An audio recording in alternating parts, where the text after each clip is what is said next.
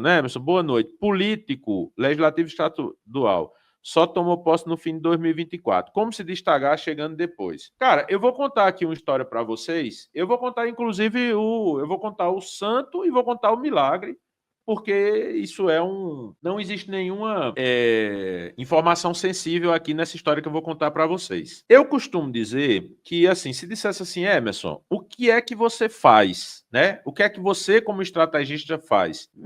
Eu tenho duas grandes especialidades hoje. Uma é construção de narrativa. Você chega para mim, me conta uma história, eu transformo essa história numa narrativa, né? Emerson, por exemplo, você está dizendo, o que você está me dizendo aí é um fato. Você tem um político que tomou posse no Legislativo Estadual no fim de 2024 e ele precisa, ele agora deve estar trabalhando para a reeleição. Então precisa criar uma narrativa em cima disso. Tem um deputado que a gente atendeu, eu preciso dizer o nome dele porque o contexto todo mundo vai entender. A gente faz consultoria para um deputado de Pernambuco chamado Edson Vieira. Esse cara, ele foi prefeito de Santa Cruz do Capibaribe. E esse cara, ele teve uma política, vocês sabem, que é feita de altos e baixos. Então Edson, ele foi prefeito de Santa Cruz do Capibaribe, arrisco dizer, o melhor prefeito da história da cidade, trabalhou muito, fez muito, construiu muito. Santa Cruz do Capibaribe era uma antes de Edson, se tornou outra depois de Edson. E aí o que foi que aconteceu? Na campanha estadual passada, em 2022, Edson foi candidato a deputado estadual, só que a esposa de Edson, Alessandra, foi candidata a vice-governadora. Ela era candidata a vice de Miguel Coelho, que foi um dos candidatos, quase ia para o segundo turno. Eu acredito até que teria ido, não fosse aquele fato, enfim, trágico que aconteceu da morte do marido da atual governadora Raquel no dia da eleição do primeiro turno. E tinha uma briga muito grande ali para ver quem ia para o primeiro turno. Marília Arraes já estava no segundo turno, era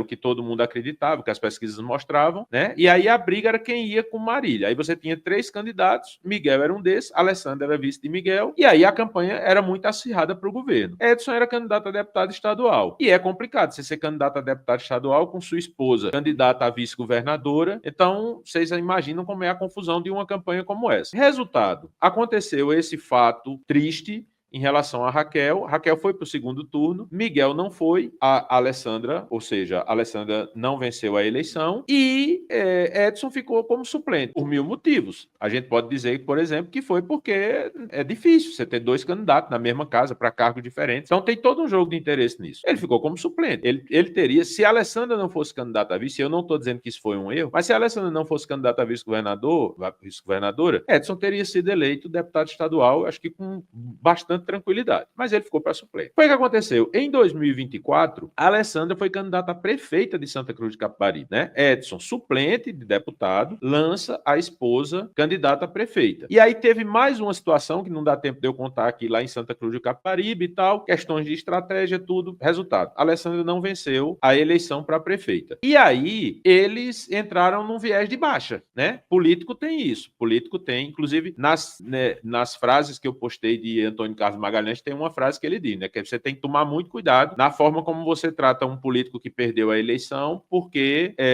uma hora ele pode vencer e aí você maltratou o cara na baixa e ele veio para alta. E aí o que é que aconteceu? Agora, na eleição de 2024, Chaparral, que era deputado estadual, se elegeu prefeito de Surubim, abriu a vaga, Edson voltou, reassumiu o mandato de deputado estadual. E a Alessandra, recentemente, foi convidada por João Campos para assumir uma secretaria na Prefeitura de Recife. Então, o casal que estava em baixa, de repente, entrou em alta, né? E aí eu estou explicando isso, Duarte, para você entender a história da narrativa. Que aí você vai pensar em relação a esse político aí, como é que você pode usar essa mesma estratégia para ele. E aí a gente começou a fazer o trabalho de Edson. Edson tem crescido bastante nas redes sociais, a comunicação dele está muito boa, ele está voando. A percepção na cidade já mudou completamente, a percepção na região já mudou completamente. Eles estão, enfim, num cenário muito bom. E tem um aspecto aí muito importante. Santa Cruz de Capibaribe é a terra onde